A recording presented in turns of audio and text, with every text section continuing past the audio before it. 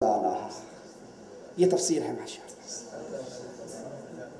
جس علی کی قوت کا تم یہ اندازہ بیان کرتے ہو کہ مرہم سامنے آیا، علی کے ہاتھ میں ڈھال نہیں تھی، سامنے خیبر کے قلعے کا دروازہ تھا، حضرت علی نے ہاتھ مارا، دروازے کو اپنے سامنے کر لیا۔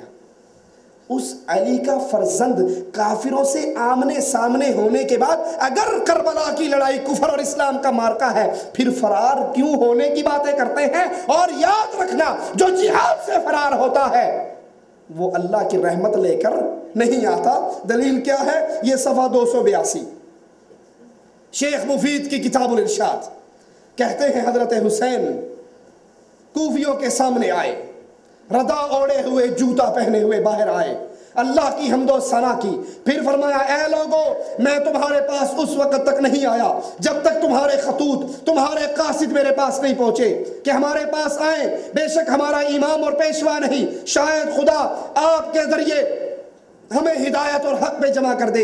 اگر تم اس وعدے پر قائم ہو، میں آ گیا ہوں، عہد و میثاق کو اس طرح پورا کرو، میں مطمئن ہو جاؤں۔ اور اگر تم یہ نہیں کرتے، تمہیں میرا آنا پسند نہیں، تو میں تم سے اسی جگہ واپس چلا جاتا ہوں جہاں سے تمہارے پاس آیا تھا۔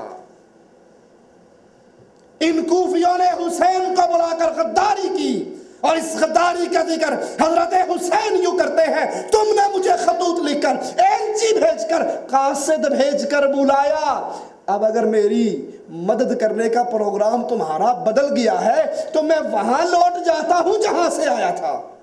میدان جنگ جہاد جب شروع ہو جائے، مجاہد لوٹا نہیں کرتے۔ خالد بن ولید رضی اللہ عنہ وارضہ، چند ہزار صحابہ، 1.5 لاکھ رومیوں سے مقابلہ، پشتوں سے پشتے ملا کر مقابلہ کیا، سورج غروب ہوا، 70,000 لاشیں کفار کی گری، صبح کو کافروں کو سامنے آنے کی جرت۔ اور یہاں تو اگر تم اس کو جہاد مانتے ہو، مارکہ حق اور باطل مانتے ہو، حسین خود کہتے ہیں تم نے مجھے بلایا، اور اگر تم اب میری مدد نہیں کرتے تو میں واپس لوٹ جاتا ہوں جہاں سے میں آیا تھا۔ یہی قصہ حضرت حسین اسی کتاب کا شیخ مفید 298 صفحے پہ نقل کرتا ہے، اور احسن المقال کے 398 صفحے پر نقل کرتا ہے۔ یہ جہاد ہوتا تو حسین واپسی کی باتیں نہ کرتے۔ حضرت حسین رضی اللہ عنہ وارضہ 3 شرطیں پیش کرتے ہیں کوفیوں کے سامنے، 3 شرطیں۔ ذرا غور کیجئے ان 3 شرطوں پر۔ احسن المقال صفحہ 405، حضرت حسین کی یہ شرطیں۔ حضرت حسین کہتے ہیں عمر بن سعد کو پیغام بھیج کر کہ میں آپ سے ملنا چاہتا ہوں۔ رات کے اندر ملاقات ہوتی ہے،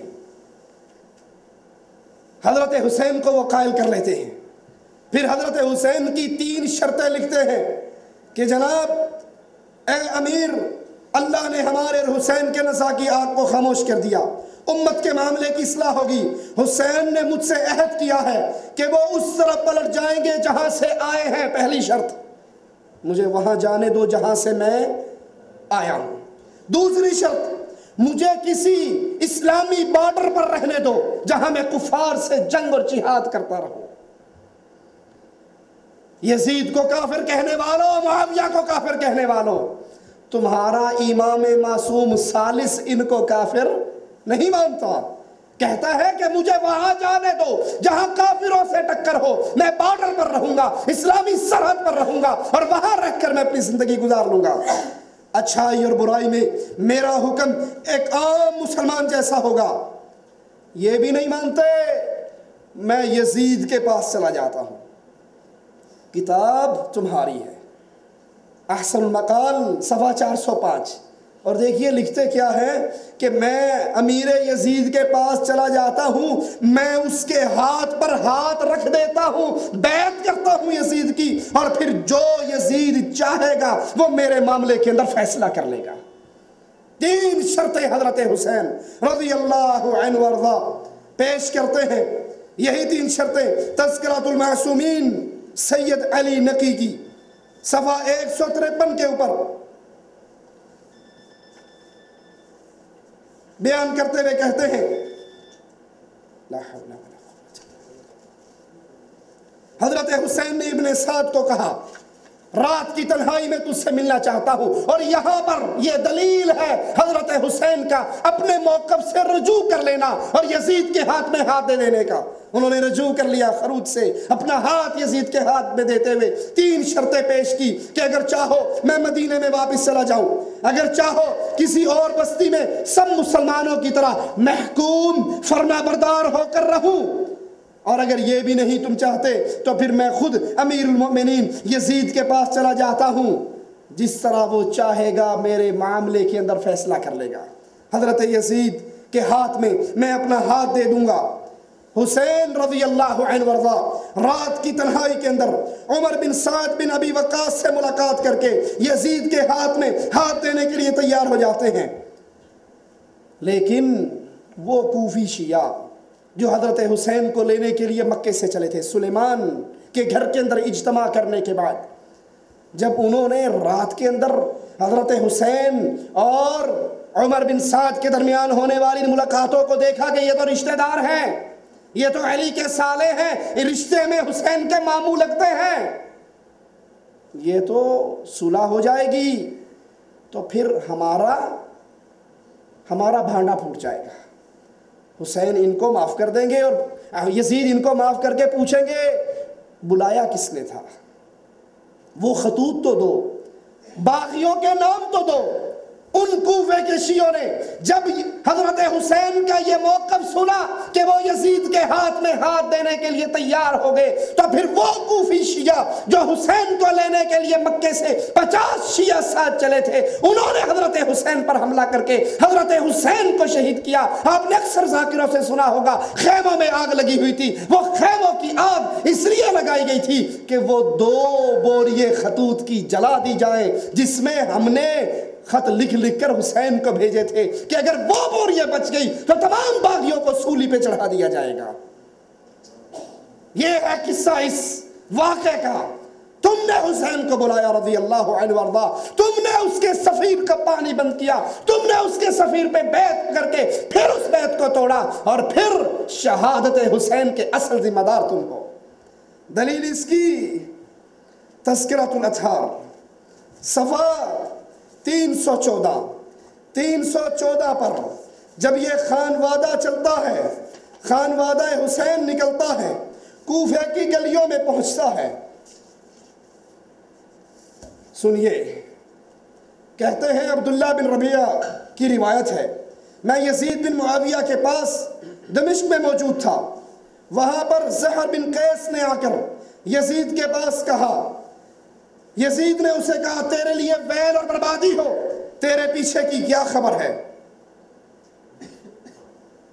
کہا امیر المومنین آپ کو بشارت ہو اللہ کی فتح اور نصرت کی، حسین بن علی اپنے اہل بیت میں سے 18 اور اپنے شیعوں میں سے 60 افراد کے ساتھ وارد ہوئے، بس ہم ان کی طرف بڑھے اور انہوں نے ہمیں اپنے حوالے کرنے سے انکار کیا، ہم نے جنگ کی تیاری کی، اور بالآخر جنگ کرنے کے بعد سنیے ذرا 314 صفحہ شیخ مفید کتاب الارشاد کہتا کیا ہے کہ ہم نے ان سے مقابلہ لڑا اور یہ کربلا کی جنگ ختم ہوئی صرف اتنی دیر کے اندر جتنا کسی اونٹ کو نہر کرنے میں دیر لگتی ہے۔ آپ نے قصے سنے ہوں گے، اتنے دن پانی بند رہا، اتنے دن پانی بند رہا، یہ ظلم ہوا، یہ ستم ہوا، اور شیخ مفید خود لکھتا ہے کہ چند گھڑیوں کا یہ معاملہ اور ختم ہو گیا، چند گھڑیوں میں یہ کاروائی اور معاملہ ختم ہو گیا۔ مقابلہ کرتے ہو شہادت حسین کا، شہادت عثمان سے، عثمان رضی اللہ عنہ وارضا اپنے دن کے اپنے گھر کے اندر بند ہوئے، 40 دن تک بند رہے، پیاسے رہے، اور ابو ہریرہ تلوار لے کر آئے، کہا عثمان تیرے نبی کے صحابی ابھی زندہ ہیں مدینے کے اندر، تو اجازت تو دے ان باغیوں کی گردنیں ہم کاٹ کے رکھ دیں۔ عثمان رضی اللہ عنہ وارضا کہنے لگے ابو ہریرہ میں اپنی جان کے لیے مدینہ الرسول میں خون خرابہ ہونا برداشت نہیں کرتا، یہ شہادت عثمان ہے، لوگ مرنے کے لیے تیار ہیں، کٹنے کے لیے تیار ہیں، اور عثمان کہتے ہیں لڑنا ہے تو رب کے لیے لڑو، میرے لیے نہ لڑو۔ چھت پہ چڑھتے ہیں، باغیوں سے مخاطب ہوتے ہیں، پوچھتے ہیں یہ کنواں تمہیں کس نے لے کر دیا تھا؟ کہا عثمان تو نے لے کر دیا تھا۔ کہا آج اسی کنویں کا پانی مجھے نہیں پینے دیتے؟ یہ مسجد رسول کی زمین کس نے لے کر دی تھی؟ کہا تو نے لے کر دی تھی۔ کہا اسی مسجد میں مجھے نماز نہیں پڑھنے دیتے؟ اللہ اکبر۔ باغی چھلانگ مار کے اندر آتے ہیں، حضرت نائلہ کہتی ہے عثمان ظالم تیرے گھر کی حدود کو بھی پامال کر چکے ہیں۔ جواب میں کہتے ہیں نائلہ آخری لمحات کے اندر میری نگاہوں کو رب کے قرآن سے دور نہ کر۔ رب سوال کرے گا عثمان آخری وقت کیا کر رہا تھا؟ میں کہوں گا اللہ تیرے قرآن کی تلاوت کر رہا تھا، ظالم میری گردن کاٹ رہے تھے۔ مقابلہ کرتے ہو شہادت حسین کا شہادت عثمان کے ساتھ، جس کے لیے شام کا گورنر کہہ رہا ہے میں فوجیں لے کر آتا ہوں، مدینہ الرسول کے صحابی کہہ رہے ہیں ہم فوجیں تیار کر کے آتے ہیں، حسن و حسین اس کے لیے پانی کا مشکیزہ بھر کے لاتے ہیں، لیکن وہ سب کو کہتا ہے میرے لیے مدینہ الرسول کے اندر فساد نہ کرو۔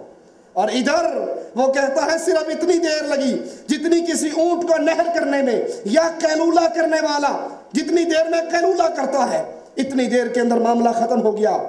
پس یزید نے تھوڑی دیر تو سر جھکائے رکھا، پھر اٹھا کر کہا میں قتل حسین کے علاوہ تمہاری ہر اطاعت کو پسند کرتا ہوں، قتل حسین کے علاوہ۔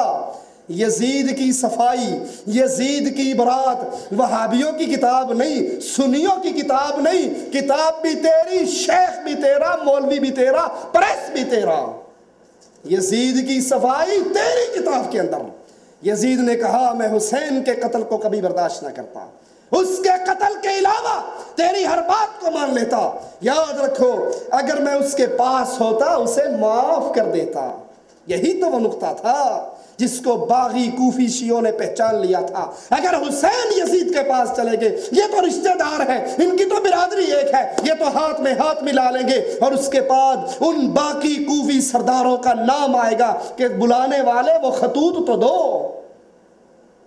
اور پھر یزید نے صفحہ 315 اسی کتاب کا ان عورتوں اور بچوں کو بلایا جو عورتیں اور بچے خانوادہ حسین سے بچے تھے، ان کو بلایا، اپنے پاس بٹھایا، اپنے گھر کے ساتھ انہیں گھر لے کر دیا، اس میں ان کی رہائش کا اہتمام کیا، اور کہا خدا برا کرے ابن مرجانہ کا اگر اس کے اور تمہارے درمیان قرابت اور رشتہ داری ہوتی، تمہارے ساتھ یہ سلوک نہ کرتا۔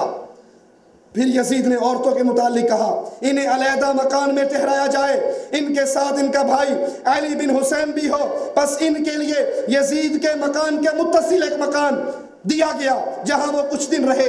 پھر نعمان بن بشیر کو بلایا اور اس سے کہا تیاری کرو تاکہ تم عورتوں کو مدینے میں لے جاؤ، اور انہیں بھیجنا چاہا تو علی بن حسین کو علیحدگی میں بلا کر کہا خدا ابن مرجانہ پہ لعنت کرے، خدا کی قسم کاش میں آپ کے والد کے پاس ہوتا، جو کچھ وہ مانگتے میں انہیں عطا کر دیتا، اور جہاں تک مجھ سے ہوتا ان کو موت سے بچا لیتا۔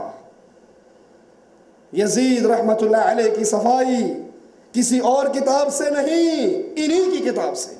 اور جب یہ خانوادہ حسین کوفے کی گلیوں میں پہنچا، لوگوں کو بیٹھ کر لوگوں کو ماتم کرتے ہوئے دیکھا، مگر مچھ کے آنسو بہتے ہوئے دیکھا،